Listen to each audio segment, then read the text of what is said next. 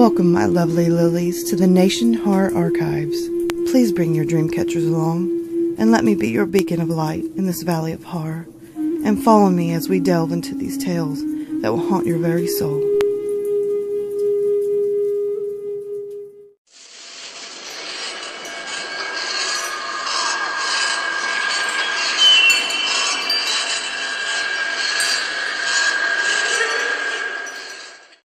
Night Scratchers. I was home alone from night till morning. Mom was stuck at work, and we lived out on a farm 5 hours away from any relatives and 3 hours away from any neighbors. On that one night, the generator we rely on for power decided to blow a fuse. This scared the absolute heebie-jeebies out of me. I take a look outside the window and see the rain pouring. I decide not to go out into the barn, but to light some lanterns hanging around the house. This was my grave mistake. After lighting them all, I took another look outside to see if it had stopped pouring. There was two things I noticed. It was raining more, and the barn door was open. A little creeped out, I decided to close the curtains and check the time, 6:36 p.m. And then I heard a loud bang. I turned to see the barn door shut. Paranoia rising, I decided to have a snack. I got myself my favorite snack, and not to brag, it's pretty yum. It's a mixture of chocolate, crumpets, and yogurt. As I was halfway through eating, I noticed that there was a breeze coming in from the kitchen.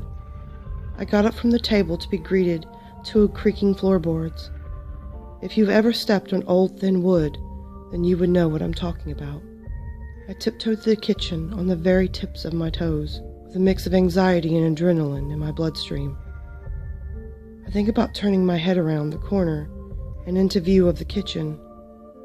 I was just about to do it when I got a feeling that something or someone was there.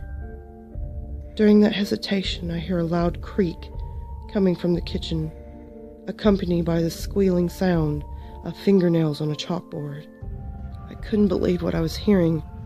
At this moment, I had a major anxiety attack. Resting against the wall was a shattered mirror. Glancing at the mirror, I saw a dark, misty entity from this disordered view of the shards. Instantly, my stomach dropped. The fear was too much. Barely holding back my whimpering, I tiptoed back the way I came, with the intentions of heading to the stairs into my room. Just at the bottom of the stairs was a lantern. I felt around in my pockets to see if I had a matchbox. It was just my luck that I did have one. I opened the matchbox and was greeted to the worst sight. No matches.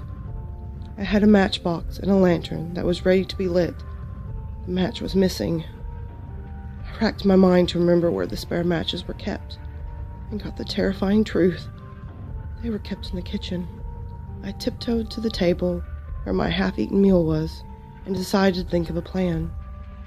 In a few seconds I was thinking, I thought of a plan. The plan I came up with involved distracting the thing. The plan was to throw the plate my meal was on as far across the house as I could, all while hoping it would distract the thing. I silently grabbed the plate and brushed off my meal. I then hesitated about throwing it, when the thing made the most terrible scratching noise, which caused me to drop the plate.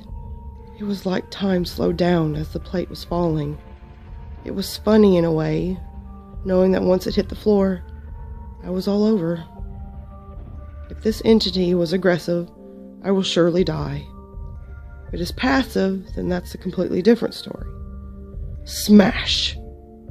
That's the sound of a ceramic plate hitting the floor and smashing into pieces. It was almost instantly the scratching sound stopped.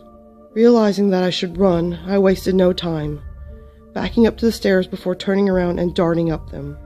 I turned left at the top of the stairs and darted into the bathroom, slamming the door behind me. Almost as if to torture me, I heard the scratching noises slowly going up the stairs and into the hall outside the door. With no source of light, I squinted into oblivion, while waiting for my eyes to adjust to the darkness around me. After my eyes adjusted, I looked at my surroundings to see if there was anything to barricade the door with. Unfortunately, there was a chair that I could use. As I reached out for it, I realized it was too far and that I would have to let go of the door for a split second. I quickly let go of the door, and instantaneously it slams open with nothing on the other side. My paranoia is getting the best of me, and I might have hallucinated it. Maybe, my paranoid mind thinks. I curiously peeked my head out into the hallway to feel a breeze behind me. I quickly turn around to see a misty hand grab my face and drag me out of the second-floor bathroom window and into the barn. The Saturday night news. This morning, a mom came home to discover a terrifying scene. Her house was broken into, with scratches starting from the breaking point and leading up to the second-floor bathroom. When we questioned her, she said that her 13-year-old son was home that night and is now missing. He is presumed to be kidnapped, and any information leading to the discovery of him would be rewarded. 2 weeks later. The Saturday night news. Tonight, police were baffled with the discovery of the missing 13-year-old boy. He was found in a river nearby the house he was last at. Just west of the barn is a river, and divers found the scratched body of the missing boy in a catatonic state under the river. Police are now urging anyone with information to step up. Any information leading to the arrest or the discovery of what happened will be rewarded.